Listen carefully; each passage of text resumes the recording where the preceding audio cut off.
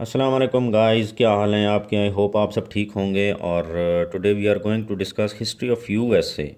और history of USA के अंदर we will discuss why America joined world war one while they were adopting Monroe's doctrine.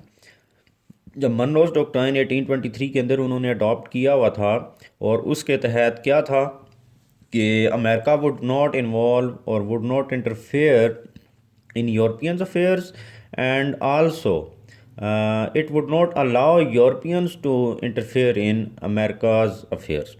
कि चाहे America जंग लड़े, चाहे किसी के साथ पीस ट्रीटीज़ करे, तो अमेरिका जो यूरोपियंस हैं उनको अलाउ नहीं किया जाएगा कि वो हमारे इश्यूज़ के अंदर इन्वॉल्व हो।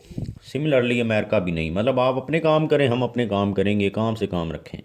तो सिंपल उसकी अगर आप कहेंगे ट्रांसलेशन मनोज डॉक्ट्राइन की क्या थी, तो वो ये जो मैंने आपको बता दी। अब जब 1823 के अंदर मनोज डॉक्ट्राइन आ गया, तो उसी को फॉलो कर रहा था अमेरिका अभी तक। तो उसके बावजूद why America joined world war one, तो वो कौन सी वजूहत थी कि अमेरिका ने वर्ल्ड वार वन के अंदर अपने आप को इंडल्ज कर लिया या उसको ज्वाइन कर लिया। तो ये तो अपनी ही पॉलिसी के अगेंस्ट वो चले गए। तो हम उन रीजंस को देखेंगे। अब आप देखें ना, अमेरिका यहाँ पर बैठा हुआ है और ये यूरोप है, समुंदर से पार है। तो इधर जर्मनी है, इधर यूके है और इधर फ्रांस है। तो इनके दरमियान जंग हो रही है, तो अमेरिका को क्या पड़ी थी कि वो इनके अंदर जाके घुसा है, इनको लड़ने देता। तो हम देखेंगे कि what were the reasons which appear to be the source to attract America और to indulge America in world war one. तो वो रीजंस देखेंगे हम। तो उनमें जो सबसे पहली रीज़न है, number one, that was ideological reason. अब आइडियोलॉजिकल रीजंस क्या थी कि आपको पता है कि अमेरिका जो था वो डे वन से ही डेमोक्रेसी को फॉलो कर रहा था। अब आपको रिकॉल कराऊंगा मैं कहाँ से, कि आप देखें कि आर्टिकल्स ऑफ कन्फेडरेशन बने, तो सारे की सारी जो स्टेट्स थी उनको कंप्लीटली अटोनमी दी गई, और हर स्टेट अटोनमस थी। तो वो क्यों था? डेमोक्रेसी के तहत था कि हर किसी को अपने राइट्स पूरे मिलने चाहिए। फिर सारों ने ही डेमोक्रेसी के तहत एक कॉन्स्टिट्यूशन बनाया और एक ऐसा पॉलिटिकल सिस्टम फॉर्मुलेट किया जिससे डेमोक्रेसी ही मज़ीद जो है वो प्रमोट हो रही थी। तो एक पॉलिटिकल सिस्टम जो था वो डेमोक्रेसी के ऊपर बेस करता था, डेमोक्रेटिक पॉलिटिकल सिस्टम। और यही डेमोक्रेटिक पॉलिटिकल सिस्टम जो था वो यूरोप के अंदर फ्रांस और यूके जो थे वो भी फॉलो कर रहे थे। लेकिन क्या हुआ, जर्मनी जो था, जर्मनी के अंदर जो लीडर था ही वाज बिस्मार्क, और उसने कौन सा एजेंडा अडॉप्ट किया? That agenda was expansionist agenda. तो उसने कहा कि हम जर्मनी को एक्सपेंड करेंगे, और जर्मनी जो है ये बहुत बड़ा एक कंट्री बनेगा, और ये अभी अपनी प्योर फॉर्म के अंदर मौजूद है, तो इस वजह से हम एक्सपेंड करेंगे जर्मनी को। तो ये चीज़ जो थी, ये anarchy, that basically this agenda was developing anarchy in the region. तो अनार्की को डेवलप करने या उसको क्रिएट करने का सोर्स बन रही थी ये रीज़न जो थी, एक्सपेंशनिस्ट एजेंडा ऑफ बिस्मार्क। तो इस चीज़ को रोकने के लिए जो आइडियालॉजी थी डेमोक्रेसी, उसके अगेंस्ट था ये एजेंडा अमेरिका की। और इसी तरह इसके जो फ्रांस और यूके जो कि अलाइज थे इसके, तो उनके अगेंस्ट था ये एजेंडा। तो यही एक बड़ी वजह थी जिसकी वजह से अमेरिका जो था वो इसके अंदर आ गया, कि अमेरिका का जो पॉलिटिकल सिस्टम था वो डेमोक्रेसी पे बेस करता था। इसी तरह फ्रांस और यूके जो थे उनकी भी वो भी डेमोक्रेटिक सिस्टम था, उनका पॉलिटिकल सिस्टम जो था। बट जो जर्मनी था वो एक्सपेंशनिस्ट एजेंडा लेकर सामने आ गया, जिसकी वजह से इनका जो पॉलिटिकल सिस्टम था वो एक दूसरे से कॉन्ट्राडिक्ट करता था। तो वो एक वजह बनी जिसकी वजह से अमेरिका जो था वो इधर आ गया, वार के अंदर इन्वॉल्व हुआ। नंबर टू, इमोशनल रीज़न थी। अब इमोशनल रीज़न क्या थी कि अमेरिका जो था, देखे ना, अमेरिकन जो थे वो सारे के सारे कहाँ से बिलोंग करते थे? फ्रांस, यूके वगैरह से। ये लोग यहाँ से माइग्रेट करके अमेरिका गए ना, और वहाँ पर इन्होंने कॉलोनीज़ बनाई, और बाद में वो अमेरिका कंट्री बन गया। तो बेसिकली इनके एंसेस्टर्स जो थे, और ये सारे जो यहाँ से गए थे वहाँ पर, तो इनके एंसेस्टर्स यहाँ पर थे, वो बिलोंग करते थे फ्रांस और यूके से। तो इसके साथ साथ इन्होंने, जब ये लोग यहाँ से जा रहे थे, तो इन्होंने जैसे मैंने आपको मे फ्लावर का वो इंसिडेंट बताया था कि कुछ लोग यहाँ से वहाँ गए और उन्होंने आपस में एग्रीमेंट किया कि ऑल दो कि हम वी आर लीविंग यूके और Europe, but we would remain loyal to our king, तो हम अपने किंग से लॉयल रहेंगे। तो यही वो वजूहात थी, इमोशनल रीजंस थी, जिनकी वजह से जब यूके और फ्रांस को उन्होंने देखा कि जर्मनी अटैक कर रहा है, तो अमेरिका जो था वो भी वहाँ पर इंडल्ज हो गया और उसने इनकी मदद की और वर्ल्ड वार वन में आ गया। नंबर 3, वार डेट एक बड़ी रीज़न थी। अब मैंने आपको बता दिया कि यूएसए जो था आइडियोलॉजी का रीज़न और इमोशनल रीज़न की वजह से इन्वॉल्व हो रहा था वर्ल्ड वार वन के अंदर।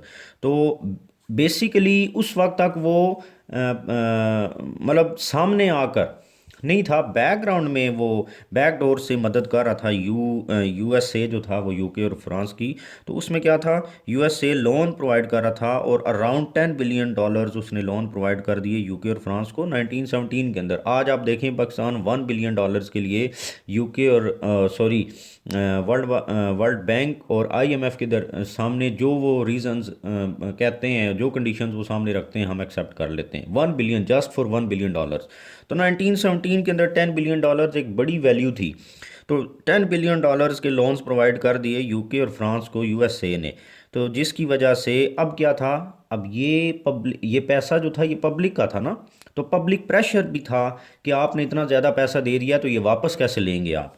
तो इस पैसे को रिटर्न बैक करने के लिए, वापस लेने के लिए, to get back this loan, USA ने ज्वाइन किया वार को, क्योंकि अगर एलाइज जंग हार जाते तो they would not be able to return this huge value. तो इस वजह से उन्होंने कहा कि इनकी मदद की जाए ताकि ये जंग जीत जाएं, तो फिर हम इसी सूरत में अपना पैसा वापस लेके जा सकते हैं। Number 4, weapons credibility issue. Weapons credibility एक, अब किस किस तरीके से मदद कर रहा था यूएसए, एक इन टर्म्स ऑफ मनी, उनको पैसा प्रोवाइड कर रहा था, और दूसरा जो बड़ा सोर्स था वो दैट वाज वेपन्स। तो वेपन्स प्रोवाइड कर रहा था अमेरिका किसको, यूएसए और फ्रांस को, सॉरी यूके और फ्रांस को। अब यूएसए जब वेपन्स प्रोवाइड कर रहा था एलाइज को, तो उससे क्या था कि वेपन्स जो थी वो अमेरिका की यूज़ हो रही थी। तो अगर वो जंग हार जाते यूके और फ्रांस, तो क्वेश्चन हो सकता था ना जो क्रेडिबिलिटी थी किसकी, वेपन्स के ऊपर, कि वेपन्स ही सही नहीं थे जिसकी वजह से हम जंग जीत नहीं पाए। ठीक है, तो एक सवाल ये भी हो सकता था कि basically weapons were not able to कि हम ये जंग लड़ सकें या जीत सकें। तो वेपन्स क्रेडिबिलिटी इशू क्या थी कि if they would lose the war, credibility of weapons could be question. तो वो क्रेडिबिलिटी जो उसकी थी वो क्वेश्चन की जा सकती थी ना, एक बड़ी वजह बन सकती थी।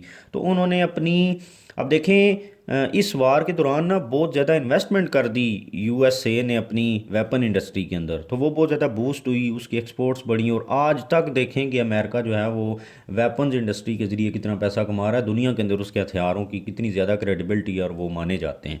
तो ये वहाँ से बेसिकली इनकी जो वेपन्स इंडस्ट्री थी वो बूस्ट होना शुरू हुई, जो आज तक है। तो अपने वेपन्स की क्रेडिबिलिटी को बढ़ाने और उसको मेंटेन करने के लिए उन्होंने इनकी मदद की ताकि उनके वेपन्स के ऊपर सवाल ना उठ सके, और साथ ही साथ उनके वेपन जो हैं वो दुनिया के अंदर बिकें।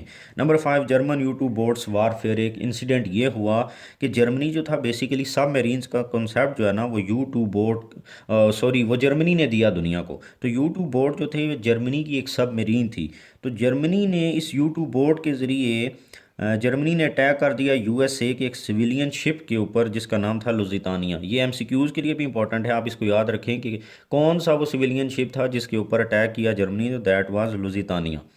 तो अब हुआ ये कि अभी तक इस इंसिडेंट से पहले अमेरिका जो था वो बेसिकली फ्रंट फुट पे आके नहीं लड़ रहा था। तो इस इंसिडेंट के बाद यूएसए की जो न्यूट्रलिटी थी, जो कहने को सिर्फ न्यूट्रलिटी थी, हालांकि वो मदद कर रहा था यूके और फ्रांस की, तो यूएसए की न्यूट्रलिटी को हर्ट किया, जिसकी वजह से वो प्रैक्टिकली सामने आके फ्रंट फुट पे लड़ना शुरू कर दिया उसने, क्योंकि उसके लुजितानिया जो था वो एक सिविलियन था शिप, और उसके ऊपर अटैक किया और बहुत सारे सिविलियन जो थे वो मार गए थे उसकी वजह से, अटैक की वजह से। और एक और जो वजह थी दैट वाज जिमरमैन टेलीग्राम।